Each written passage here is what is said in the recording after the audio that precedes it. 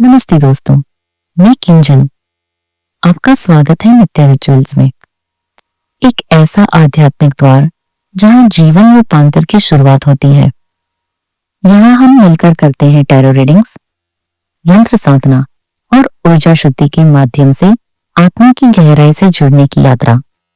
अगर आप जीवन में स्पष्टता, दिशा और आंतरिक शक्ति की तलाश में हैं, तो आप बिल्कुल सही स्थान पर हैं।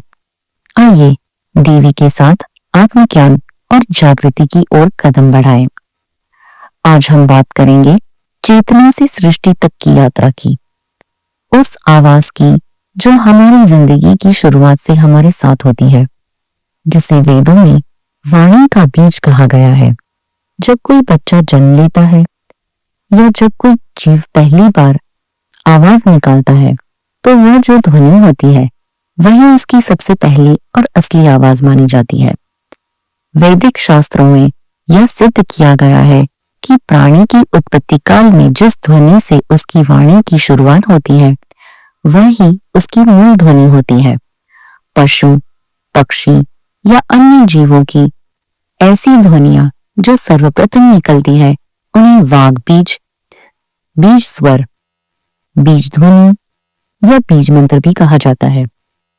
वाक एक विभिन्न ध्वनियां या शक्तियां जब आपस में मिलती है तो वे त्रिकोण का रूप लेती है। इन त्रिकोणों से विभिन्न प्रकार की लिपियां बनती हैं। इन लिपियों की विशेष आकृतियां एक खास चक्र के रूप में पहचानी जाती है। इस तरह यंत्र केवल साधना का माध्यम नहीं, बल्कि विज्ञान और लिपि का भी प्रतीकात्मक स्वरूप बन गया है।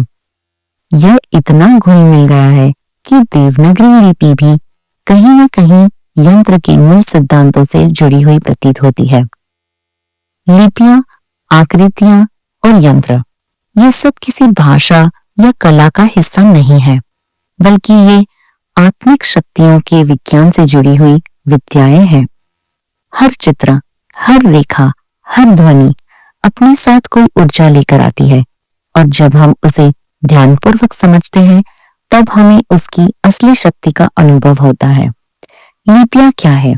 लिपियां सिर्फ अक्षरों की रचना नहीं, बल्कि हमारी सोच, भावना और ऊर्जा का भी प्रतीक होती है।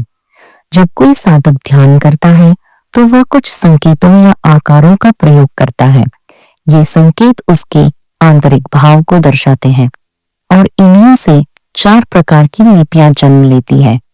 लिपियां एक तरीके की भाषा है। पहली विचार लिपि, यानी मानसिक या सोचने वाली भाषा। दूसरी चित्रलिपि, यानी भावों को चित्रों के माध्यम से व्यक्त करने वाली लिपि। अक्षर लिपि, जो हम लिखते पढ़ते हैं, यानी वर्णमाला की लिपि। और चौथी प्रतीकात्मक लिपि, जिसमें गहरे अर्थ छिपे होते हैं, जैसे यंत्र का देवी देवताओं के प्रतीक चिन्ह। इन सभी लिपियों की अपनी अपनी गहराई है। जब कोई साधक मंत्र बोलता है या यंत्र बनाता है, तो वह सिर्फ शब्द ही नहीं बोल रहा होता, वह अपने भाव, रंग और ऊर्जा को एक रूप दे रहा होता है। उदाहरण के लिए, जब हम ओम बोलते हैं, तो यह सिर्फ एक ध्वनि नहीं, बल्कि एक जीवंत ऊर्जा है। ओम को 3 भागों में बांटा गया है, अ, उ, म, और ये तीनों ध्वनियां हमारे शरीर, मन और आत्मा को संतुलित करती है। ओम शब्द को अगर हम चित्र में दिखाना चाहें, तो वह एक विशेष प्रकार के मानव आकृति में दर्शाया गया है। यह आकृति प्राचीन यंत्र शास्त्र का हिस्सा है, जहां देवी देवताओं के शरीर भी प्रतीकात्मक लिपियों में बनाए जाते हैं। जब हम सांस लेते हैं और छोड़ते हैं, तो बिना बोले भी ये ध्वनियां हमारे अंदर होती है। यही कारण है कि ओम को ब्रह्मांड की मूल ध्वनि कहा जाता है। शास्त्रों में बताया गया है कि वाक यानी वाणी ही सबसे पहली शक्ति है, जिससे इच्छा, ज्ञान और क्रिया ये तीनों शक्तियां बनती है। जब ब्रह्मांड में सृष्टि शुरू होती है, तो ये आवाजें त्रिकोण का रूप लेकर यंत्र और लिपियों में बदल जाती है। देवनागरी लिपि जिसमें हम हिंदी लिखते हैं उसका भी मूल इन्हीं ध्वनियों में है। इस चित्र को देखो, मैं जो रेखाएं हूं और शरीर के भीतर ऊर्जा की प्रवाह को दर्शाती हूं। जैसे प्राणायाम में श्वास चलती है वैसे ही यंत्र में यह ऊर्जा नाद रूप बनकर बहती है। यह शुद्ध चेतना का आकार होती है। शास्त्रों में कहा गया है कि लिंग रूप पहले यंत्र रूप में पूजित होता था, अब बाद में उसे मूर्ति का रूप दिया गया। इसका अर्थ यह है कि प्रतीक और यंत्र हमारे मन, ऊर्जा और चेतना को जोड़ने के माध्यम है। वाक की सबसे सूक्ष्म शक्ति को आकृति ब्राह्मणी कहा गया है। यह शक्ति मंत्रों, ध्यान और लिपियों के माध्यम से देवी देवताओं की विशेषताओं का स्वरूप निर्धारित करती है। हर देवी या देवता के लिए एक खास आकृति होती है जो उसे सबसे उपयुक्त रूप से प्रकट करती है और उसकी शक्ति का प्रतीक होती है। 5 तत्व पृथ्वी, जल, अग्नि, वायु और आकाश की ऊर्जा मिलकर आकृतियों का निर्माण करती है। इन तत्वों के गुणों से जो आकृतियां बनती है वे किसी देवता की उपासना का कार्य सिद्ध में सहायक होती है।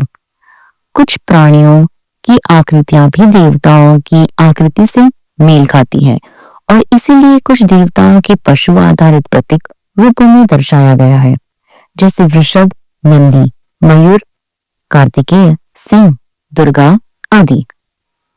लिपि तत्व और यंत्र में क्या मेल है, आइए जानते हैं। मनुष्य जब अपनी भावनाओं को प्रकट करता है तो वह संकेत, ध्वनि या लिपि के माध्यम से करता है। संकेतों और ध्वनियों से यंत्र और लिपियों का निर्माण होता है। इन लिपियों और यंत्रों में सिद्धियों का आधार छिपा होता है क्योंकि वे ब्रह्मांडीय ऊर्जा के संचार और नियंत्रण का माध्यम बनते हैं। शास्त्रों के अनुसार यंत्र कोई साधारण आकृति नहीं है, वह एक दिव्य घर है जिसमें देवी देवता अपने पूरे परिवार के साथ निवास करते हैं। जैसे हम अपने घर में उसको सजाते हैं, उसी तरह यंत्र को भी मंत्रों और ध्यान से जागृत किया जाता है। इसमें हर देवता के अलग अलग स्थान होते हैं और वह साधक की रक्षा और कार्य सिद्ध में मदद करते हैं। लिपि और यंत्र, ध्वनि, ये सब आपस में गहराई से जुड़े हुए हैं। जब हम मंत्र बोलते हैं, जब हम किसी यंत्र को देखते हैं या जब हम किसी देवी देवता की पूजा करते हैं, तब ये तीनों शक्तियां मिलकर हमारे अंदर की ऊर्जा को जागृत करती है। जैसे सामान्य जीवों के रहने के लिए घर बनाए जाते हैं, उसी प्रकार देवताओं के लिए यंत्र एक निवास स्थान होता है। इसीलिए यंत्र को देवनगर भी कहा गया है। देवताओं का नगर जिस पर आधारित लिपि को देवनागरी कहा जाता है। यंत्र में सिर्फ प्रमुख देवता ही नहीं रहते, बल्कि उनके आदिदेव, मुख्य देवता के ऊपर के तत्व, सहायक देव, प्रत्यधिदेव, परिवार या सहयोगी देव आदि सभी सदस्यों का भी स्थान होता है। अतः यंत्र मात्र कुछ रेखाओं का चित्र नहीं है, बल्कि वह सजीव ऊर्जा से युक्त एक दिव्य ऊर्जा किला है जिसमें देवता अपने अपने स्थानों पर ससम्मान आमंत्रित किए जाते हैं। यंत्र में स्थित यह पूरा देव परिवार साधक की सुरक्षा, संकट से रक्षा और साधना की सफलता में लगातार सहायता करता है। जिस प्रकार एक राजा की सेना अपने दुर्ग की रक्षा करती है, उसी प्रकार यंत्र में प्रतिष्ठित देवता साधक की ऊर्जा रक्षा और सिद्धि का व्यवस्था करता है। अब हम गहराई में उतरते हैं बिंदु के रहस्य में। शून्य और बिंदु को बहुत विशेष स्थान मिला है आध्यात्मिक दुनिया में। बिंदु से ही सृष्टि की शुरुआत होती है और उसी बिंदु में पूरा ब्रह्मांड समाया हुआ होता है। उपनिषदों में कहा गया है, पूर्णमदः पूर्णमिदं पूर्णात् पूर्णमुदच्यते पूर्णस्य पूर्णमादाय पूर्णमेवावशिष्यते। अर्थात पूर्ण से जब पूर्ण निकले तब भी जो शेष बचता है वो भी पूर्ण ही होता है। यही बिंदु की शक्ति है। वह छोटा दिखता है लेकिन उसमें संपूर्णता समाई होती है। शास्त्रों में इसे एक ऐसा रहस्य बताया गया है जिसे शब्दों में नहीं बल्कि अनुभव और साधना से समझा जा सकता है। जब हम किसी लिपि, किसी यंत्र, किसी मंत्र को लिखते हैं तो वह सिर्फ रेखा या ध्वनि नहीं होती, वह एक जीवंत ऊर्जा होती है जो बिंदु से शुरू होकर फिर उसी में लौटती है। अब एक और रोचक बात, बीज मंत्रों और लिपियों का संबंध क्या है।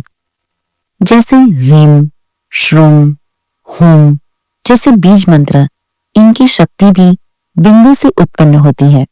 लिपियों की आकृति में यह बिंदु मूल तत्व की तरह छिपा होता है। यहाँ तक कि हमारे ओम बीज की उत्पत्ति भी बिंदु से ही मानी गई है। यही बिंदु जब घूमता है तो वह चक्र, शंख या यंत्र के रूप में प्रकट होता है और यही सभी आकार लिपियों में बदल जाते हैं। लिपियों के बारे में पंडित महादेव शास्त्री जोशी ने लिखा है, हर अक्षर एक देव स्वरूप है। उसका अपना रंग, रूप, मंत्र और मुद्रा होती है। इसलिए लिपियां केवल भाषा का माध्यम नहीं, वे आत्मा के प्रतीक हैं। अब आप समझ सकते हैं कि लिपियां सिर्फ लिखने की प्रणाली नहीं बल्कि आध्यात्मिक संरचना है। हर रेखा, हर वक्र, हर घुमाव एक ऊर्जा को रूप दे रहा होता है। आज की वैज्ञानिक लिपियां, चाहे वो बाइनरी कोड हो या कंप्यूटर की भाषा, सबकी जड़ भी बिंदु और रेखा ही है। यह सिद्ध करता है कि लिपियां सिर्फ संस्कृति नहीं, चेतना का विज्ञान भी है। तो दोस्तों, आज की यह यात्रा यहीं समाप्त होती है, ये दिव्य रहस्य पर।